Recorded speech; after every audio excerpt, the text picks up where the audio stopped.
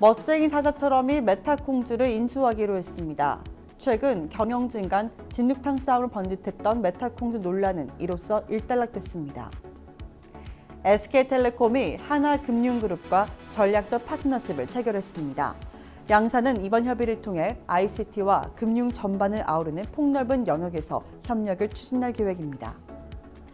필리핀 중앙은행 총재가 암호화폐 금지 계획이 없다고 공식 발표했습니다. 필리핀에서 세계 5위 규모의 암호화폐 시장이 형성된 만큼 암호화폐 금지가 불가능하다는 설명입니다.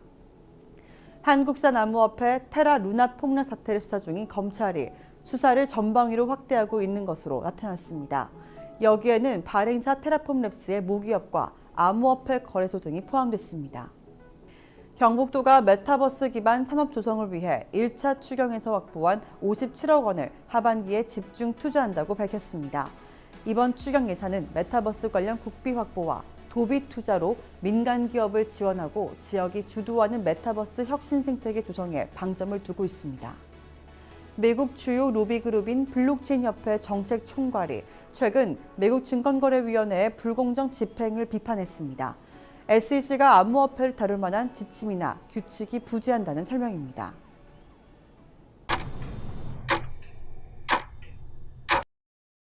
코인을 왜 그냥 사? 정보 보고 사야지. 이거 끝까지 봐. 딱 10분이면 돼. 코인 뉴스 하면 어디? 블록체인 투데이에서 코인 정보를 찾다.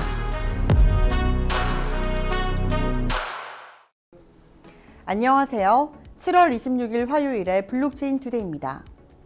신한금융투자가 디지털 자산 핀테크 전문 기업인 델리오와 디지털 자산 비즈니스 협력 강화를 위해서 업무 협약을 체결했습니다.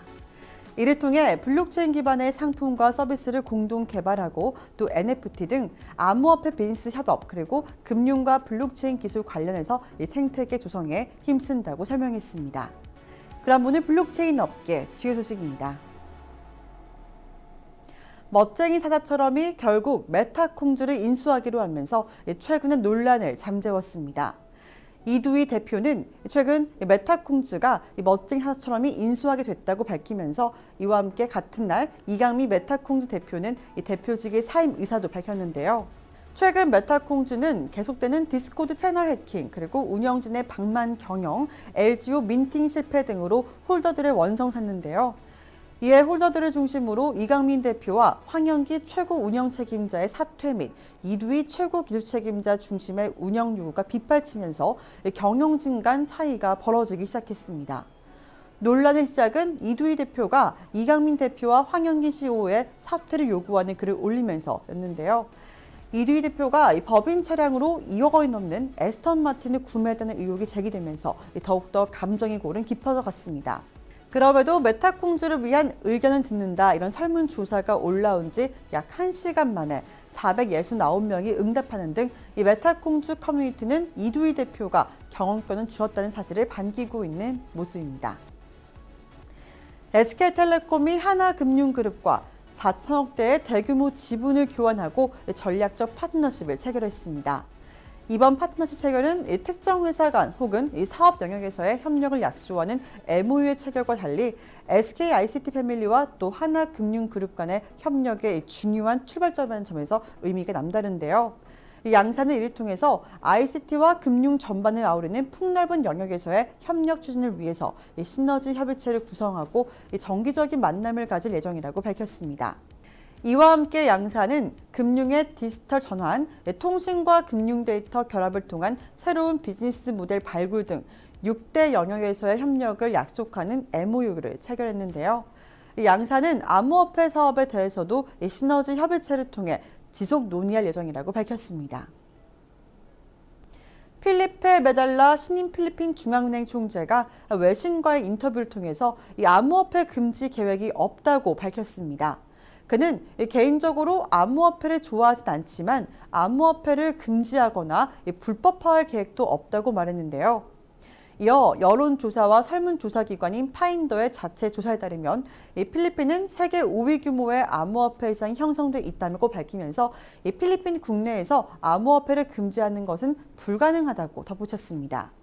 또한 이 암호화폐를 실생활에서 결제 수단으로서 사용하기는 어렵기 때문에 이 화폐로 부르고 싶지 않다면서 이 채굴자들의 전력 소비 측면에서도 이 비트코인은 환경적인 단점을 갖고 있지만 그럼에도 이 재정 악화와 또 경제적인 억압에 상대적으로 심하거나 끔찍한 금융 시스템을 가진 국가에서는 비트코인이 이 정부의 통화를 대체할 수 있는 대안이 될 수 있다고 덧붙였습니다. 테라 루나 사태를 수사 중인 검찰이 수사 범위를 전방위로 확대하고 있습니다. 최근 서울 남부지검의 금융증권범죄 합동수사단은 업비트와 빗썸 등 암호화폐 거래소 7곳 등 총 15곳을 압수수색했는데요. 검찰이 진행한 압수수색 대상에는 테라폼랩스의 모기업도 함께 포함됐습니다. 이 모기업은 테라폼랩스의 공동 창업자이자 소셜 커머스 업체 티문을 이끌고 있는 신현성 의장이 대표로 있는 회사인데요. 테라폼랩스의 자회사이며 특수 목적법인인 A사 사무실과 같은 건물에 있는 것으로 알려졌습니다. 검찰은 또한 테라폼랩스의 한국 지사 역할을 한 것으로 의심되고 있는 B사의 김모 대표의 자택도 압수수색했는데요. 검찰이 모기업과 관계사 등을 비롯해서 이 관계자 자택까지 광범위하게 압수수색을 한 것은 이 테라폼랩스 관계법인의 사이에서 오간 이 자금의 흐름과 또 코인 개발 과정을 모두 들여다보겠다는 의도로 볼 수 있습니다. 검찰은 이번 사태와 관련해 여러 법인의 압수수색을 진행하면서 이 사기뿐 아니라 탈세 등 관련 의혹을 폭넓게 수사하고 있습니다. 경북도가 메타버스 기반 산업의 조성을 위해서 1차 추경에서 확보한 57억 원을 하반기에 집중 투자한다고 밝혔습니다.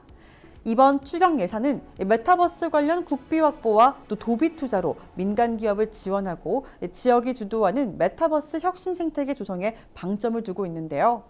우선 메타버스 대표 사업으로 29억 원을 투입해서 대학과 기업이 상생하는 프로그램 운영, 그리고 메타버스 생태계 조성을 위해 280명의 인력을 양성한다는 설명입니다.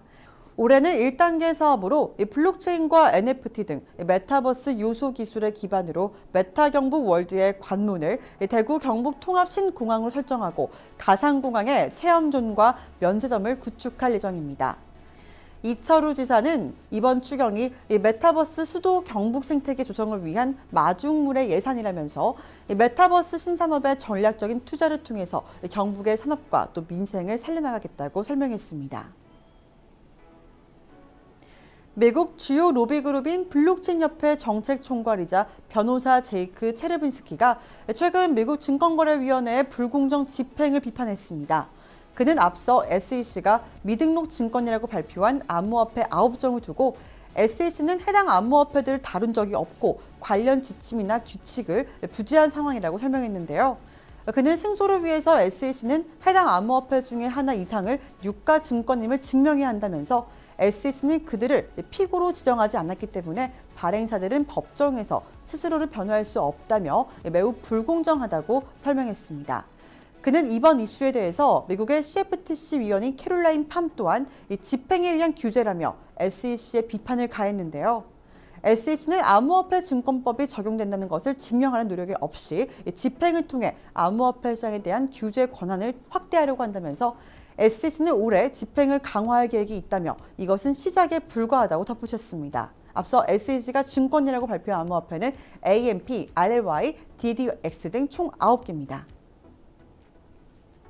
블록체인 이슈 앤 트렌드 초성 뉴스에서 이은주 아나운서가 전해드립니다.